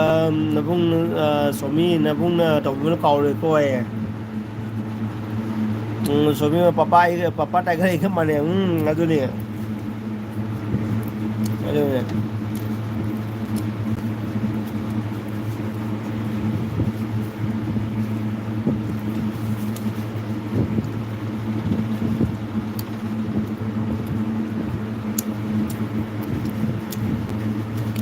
ꯄꯄꯥ ꯇꯥꯏꯒꯔ ꯁꯣꯃꯤ ꯌꯦꯡꯉꯨꯀꯣ ꯑꯗꯨꯝ ꯌꯦꯡꯉꯨ ꯅꯪꯁꯨ ꯀꯨꯏꯔ ꯑꯗꯨꯝ ꯈꯪꯉꯛꯀꯅꯤ ꯑꯩꯈꯣꯏ ꯌꯨꯇꯨꯕ ꯄꯥꯏꯔꯝꯕ ꯃꯌꯥꯝꯁꯦ ꯑꯩꯈꯣꯏ ꯃꯩꯇꯩ ꯃꯆꯥ ꯃꯌꯥꯝꯁꯦ ꯀꯃꯥꯏꯅ ꯇꯧ ꯈꯔꯝꯕ ꯄꯨꯛꯆꯦꯜ ꯆꯦꯟꯒ ꯑꯗꯨꯝ ꯈꯪꯒꯅꯤ ꯑꯗꯨꯝ ꯌꯦꯡꯕ ꯑꯗꯨꯝ ꯈꯪꯒꯅꯤ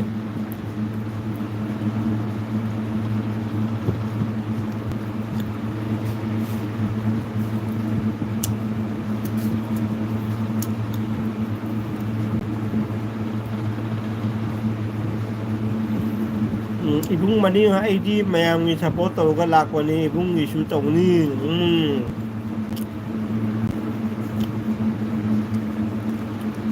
ꯇꯧꯒꯗꯕꯅꯤ ꯏꯆꯥꯁꯤꯗꯤ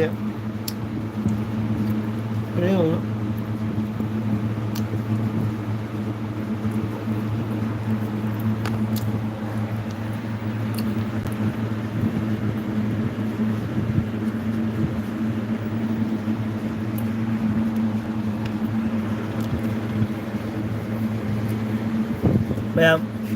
ai free delivery ko wala waja de free wala kena chak sa de free delivery bazaar papa daga ai ju khange aduna ai YT ga pai dire phi sa ga paisa ta na phare ma ya no kale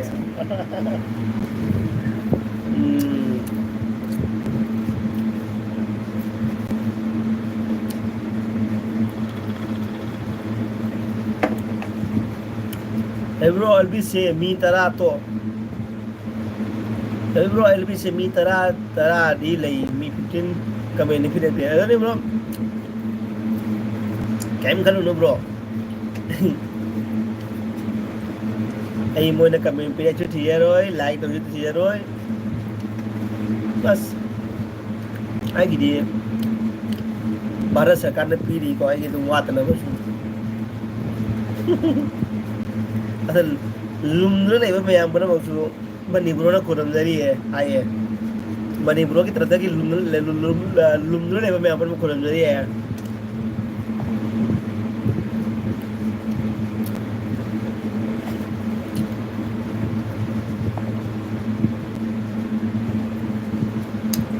Somi ने कहीं जा गया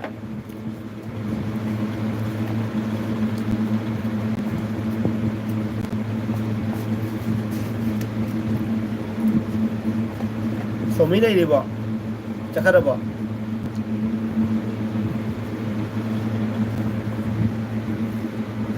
मणिपुर ला खुलमदरी है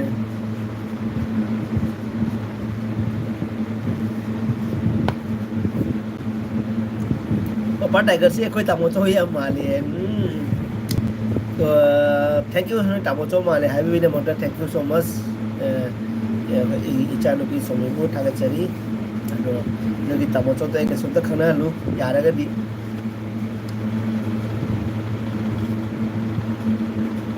नहीं पापा tiger thank you सब comment पा रहे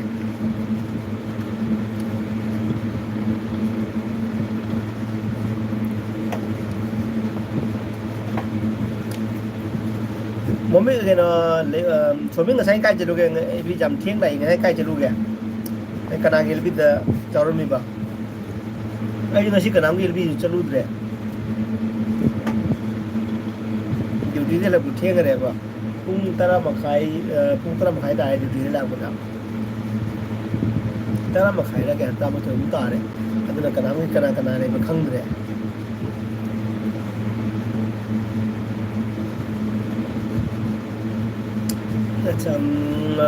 सोमी ने पापा टाइगर आई चैनल हयें फोटो थागलके तामोचो की फोटो दो okay okay थागलो okay okay थागलो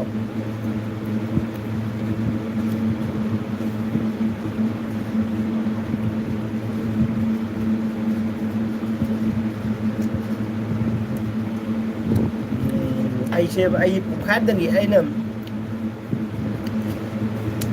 30 minute की एलबी था के तरो मने को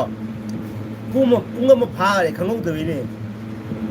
पुंग म त कथर के तौ बदा मु पुंग म के मिनि निपान फा रे खंगौ दबि वानी दा अद कक्षी रे कोइ रे आइ से टाइगर से को माव रे कक्षी रे कोइ रे खन में टाइगर को माव रे पापा टाइगर ममा की यूट्यूबर ममा की यारू बनी आई पापा की एलबी थाई हाइब खंदे नोटी लाके सिखल लगा येंबदा यम यें थेंगना बनेबा येंबदा थेंगना बनेबा okay okay okay okay okay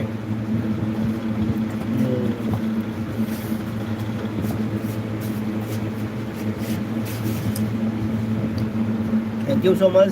तो चिंखल लगा पापा टाइगर फोन पे मोटा channel पे सोमीबू पापा टाइगर थागचरी अदो मथंग आइगी एलबी थाबा खुदिंग इदुम चिखतपिउ को तुम चिखत जिंगु को चिखत बदा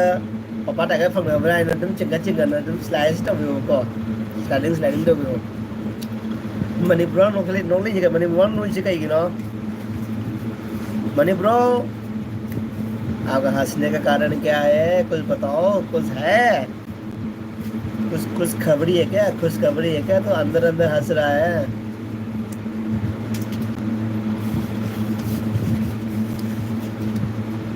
पटाकर इकोई तामोचोगा या माने अदो यादी अदो यामनदी मानदेको यादी मानदेको यामनदी है ना देखो या से मानदे रो या से मानदे तो यामनदी मानदे है रो सोमी अस आई फ्रीडम नेशन के देखो इकाई से रे देखो आई चांद पे मांग रही फ्री जाओ तो मुझे इकाई से रे फ्री से के आ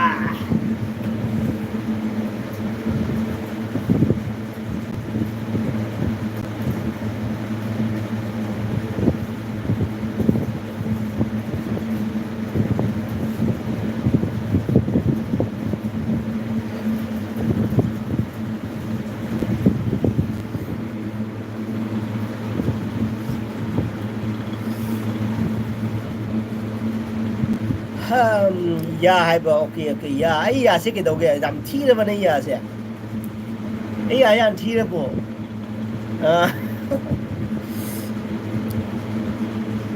yam thi đó boy chanu pia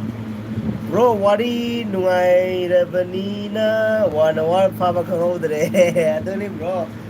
adoni wari se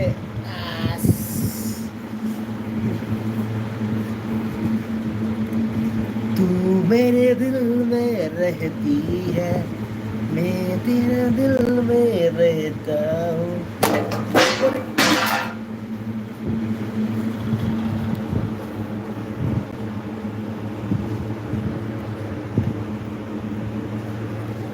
चाकू कम को लोई चाय रे मखा रे तवी से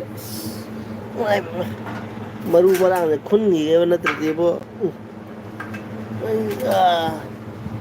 को खाए रे तवी से चप्पल लगा मरु जो तारे तो जे मरु को तारे तवी से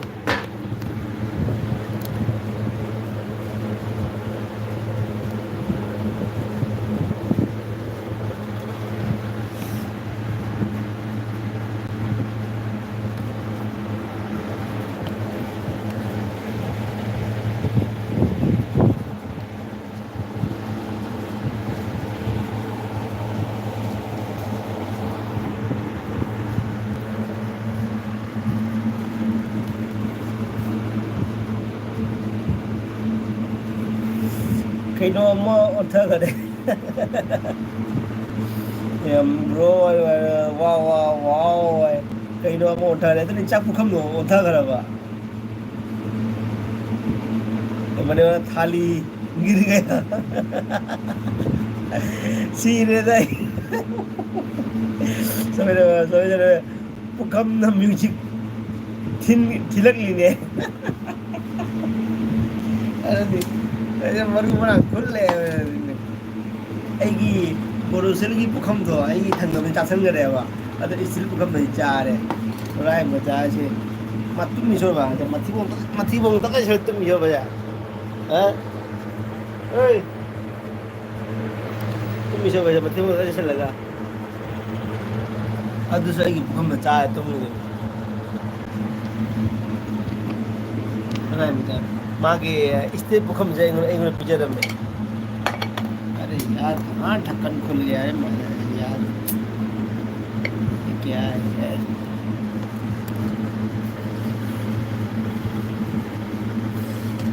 हाँ पुखम मणिवन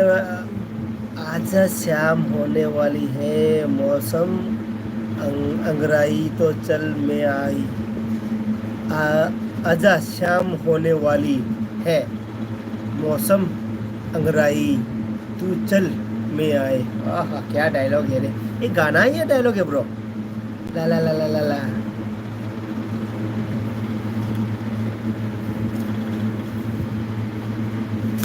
दोस्तों ना कोई मंजिल है ना कोई साथी है मैं ऐसे ही घर से निकल पड़ा हूँ वो भी क्या बोलते हैं उसको दोस्तों के साथ हाँ मैं ऐसे ही घर से निकल पड़ा हूँ वो भी दोस्तों के साथ ओ जाने जाना ढूंढे तुझे दीवाना सपनों तेरे रोज आए हो गए जिंदगी आना सनम मेरी ख्वाबों में ख्यालों पे रानी तुझे दिन बनेगी मैं ख्यालों पे रानी मेरे रे रे रे रे रे रे रे रे रे रे Papa Tiger ikoi tamochogi photo doi DP da hablake yenguko okay okay yengi yengi yengi yengi hoji hoji hapak तो होजी होजी yengi hapak जो hapak का दबो है गाना है मैंने प्यार किया फिल्म का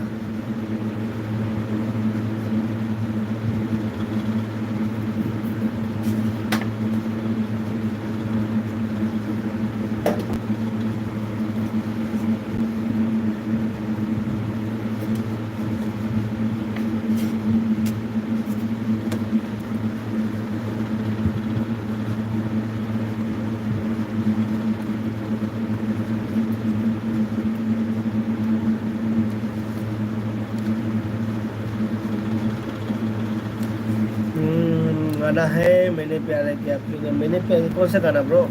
गाना बताओ कौन सा गाना है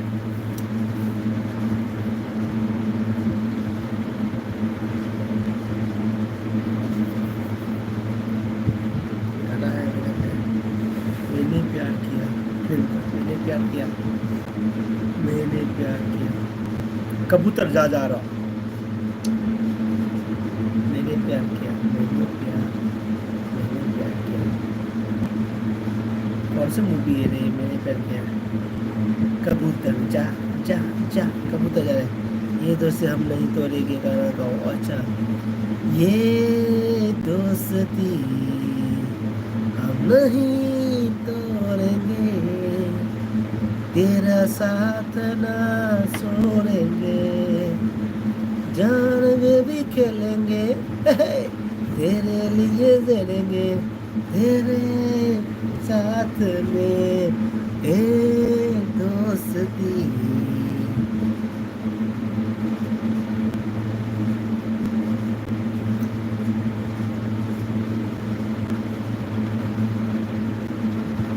Umur Papa Tiger yang oke yang ya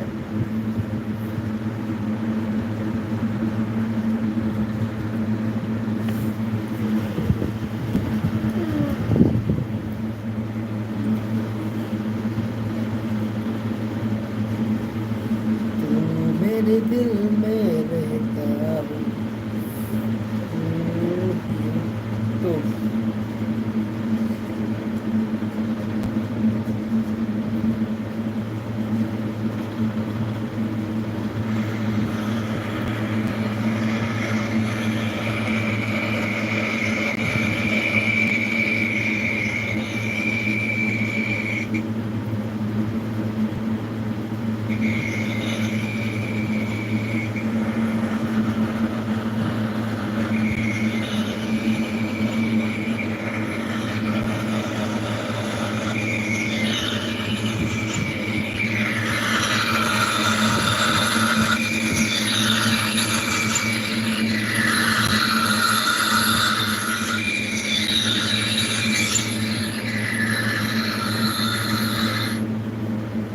Sidi masa yang pojok ye jamu si ye sidi mana pojok ye ye wonder ge mana dia misulawi edi mamin kui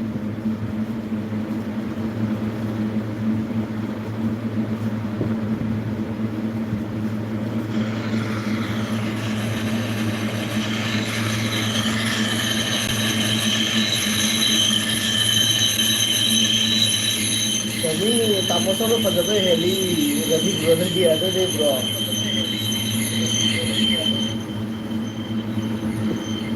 Lebih jatuh mau dia DP HP bro ye go Sumi se tamu solo DP HP bro ye go itu dia ye bro Sumi tamu dia pojok ye lebih brother dia itu nih bro tamu solo pojok ye heli ya yang sih nih wah nih ya aku ini muti bene bro kira Sumi aku ini muti nih Papa Tiger में मिट खूब नहीं है अच्छा अच्छा खूब दे photo रख दिए नाम गाँव है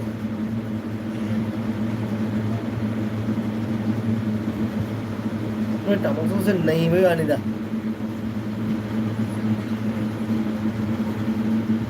सोमी टमाटो के इसके आनो है मैं टमाटो की मसक से बोलेगा तुम्हें कितना पता 27 25 ꯒꯨꯝꯕ ꯑꯣꯏꯔꯝꯒꯗ꯭ꯔꯥ 27ꯒꯤ ꯃꯅꯨꯡꯗ ꯑꯗꯨꯝ ꯂꯩꯔꯝꯒꯅꯤ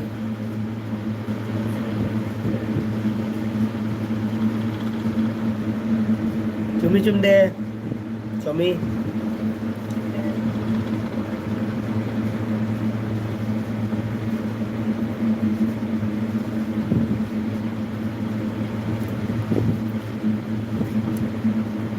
ꯑꯗꯣ ꯃꯌꯥꯝ ꯑꯩ ꯂꯣꯏꯁꯤꯜꯂꯒꯦ ꯃꯅꯤꯄꯨꯔꯁꯨ ꯑꯩ ꯀꯩꯅꯣ ꯕꯤꯗꯥꯏ ꯑꯣꯏꯅꯕ ꯍꯥꯏꯖꯔꯒꯦ ꯍꯥꯏꯗꯤ ꯕꯥꯏ ꯕꯥꯏ ꯑꯣꯏꯔꯒꯦ ꯁꯣꯃꯤꯁꯨ ꯑꯩꯒꯤ ꯑꯦꯜꯕꯤꯗꯅ ꯂꯥꯛꯄꯤꯕꯗ ꯊꯦꯡꯛ ꯌꯨ ꯃꯅꯤ ꯃꯣꯡꯕꯥꯡꯁꯨ ꯊꯦꯡꯛ ꯌꯨ ꯑꯗꯣ ꯑꯩ ꯑꯦꯜꯕꯤꯁꯦ ꯂꯣꯏꯁꯤꯟꯅꯕ ꯇꯧꯔꯒꯦ ꯑꯗꯣ ꯃꯌꯥꯝꯅ ꯃꯌꯥꯝ ꯍꯥꯏꯔꯔꯣꯏꯀꯣ ꯁꯣꯃꯤ ꯑꯦꯟ ꯃꯅꯤ ꯃꯣꯡꯕꯥꯡ ꯕ꯭ꯔꯣꯅ ꯕꯥꯏ ꯑꯅ ꯑꯝꯇ ꯍꯥꯏꯕꯤꯔꯛꯑꯣ ꯑꯗꯨꯒ ꯑꯩꯒꯤ ꯀꯩꯅꯣꯁꯦ ꯑꯦꯜꯕꯤꯁꯦ ꯗꯤꯁꯀꯅꯦꯛ ꯇꯧꯖꯔꯒꯦ ꯂꯣꯏꯁꯤꯟꯅꯕ ꯇꯧꯖꯔꯒꯦ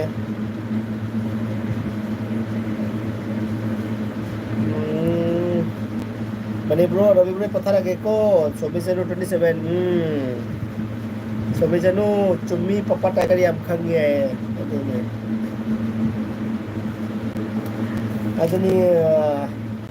Ravi bro patharage ko achi pare papa tiger good night sweet dream tai tai aduni papa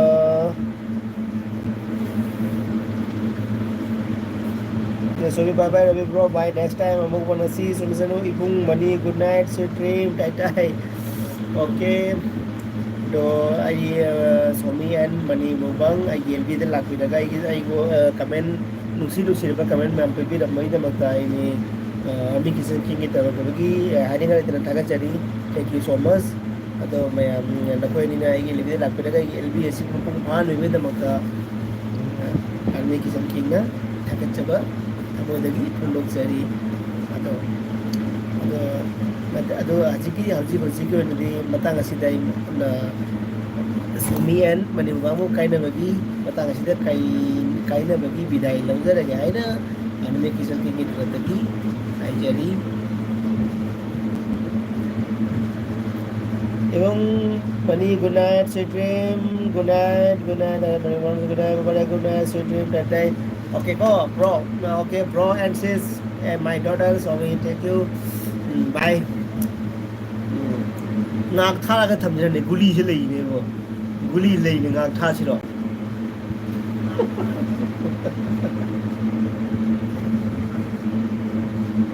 ꯑꯩꯅ ꯆꯥꯔꯤꯕ ꯄꯨꯈꯝꯁꯤꯗ ꯐꯦꯡꯗꯣꯛꯑ ꯂꯥꯛꯀꯦ ꯑꯗꯨ ꯉꯥꯛ ꯊꯥꯒꯤ ꯑꯗꯣ ꯃꯅꯤ ꯃꯣꯡꯕꯥꯡ ꯑꯦꯟ ꯃꯣꯏꯁꯦꯁ ꯁꯣꯃꯤꯁꯤꯁ ꯕꯥꯏ ꯑꯩ ꯄꯨꯈꯝ ꯀꯣꯟ ꯐꯦꯡꯉꯨꯒꯦ ꯑꯩꯅ ꯆꯥꯔꯤꯕ ꯄꯨꯈꯝ ꯐꯦꯡꯗꯣꯛꯎꯒꯦ